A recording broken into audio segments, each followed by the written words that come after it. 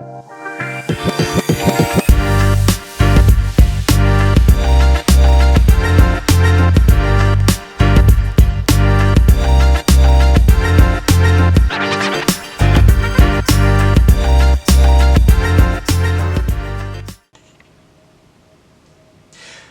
is lesson 2.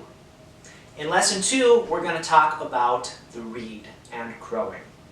So like we said in the last video, you want to make sure that your reed is soaking before you play it in a little cup of lukewarm water. You want to make sure that it's lukewarm and not cold water, even though you might be tempted just to get some cold water from the drinking fountain when you fill up.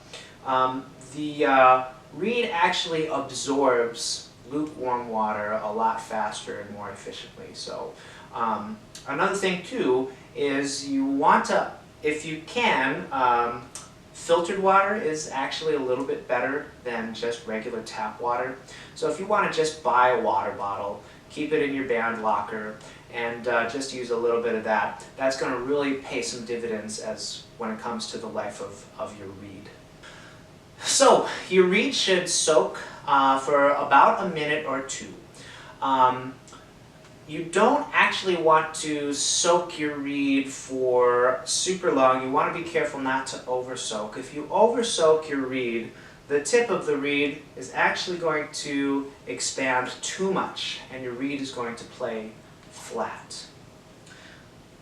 When you're soaking your reed, and if you're having some issues with your reed, and your band director or the oboe player sitting next to you wants to play on your reed, a little hack, and band directors, hope you're listening to this also, if you just drop a little bit of hydrogen peroxide in your reed water, that does a great job of killing germs and sanitizing your reed.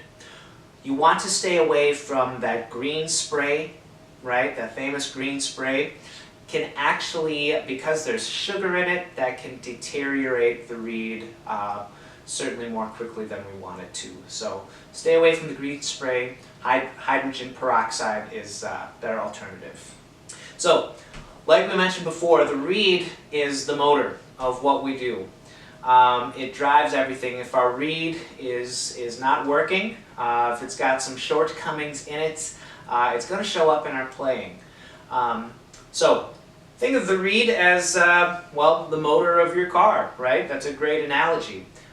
Just like if you drive or your parents drive, they often they give it a little oil check, right? They probably check the oil on their engine to make sure that everything is in good working order. The way that we do this on our oboe reed is by what we call crowing. So when you're crowing, your lips are actually going to go all the way past the cane of the reed, and they're going to come down just at the string that puts the reed together. When we learn our embouchure, obviously we don't go this far, but this is just to check the crow of the reed.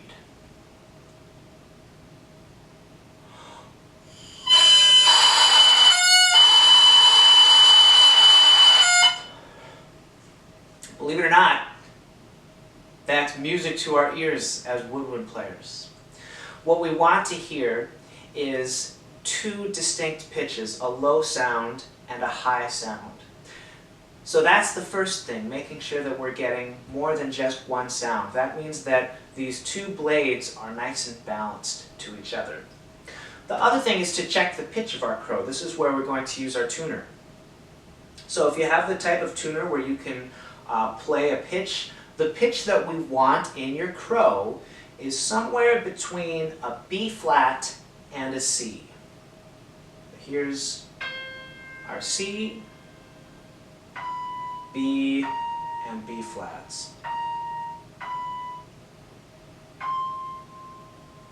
So let's see if we're somewhere in there.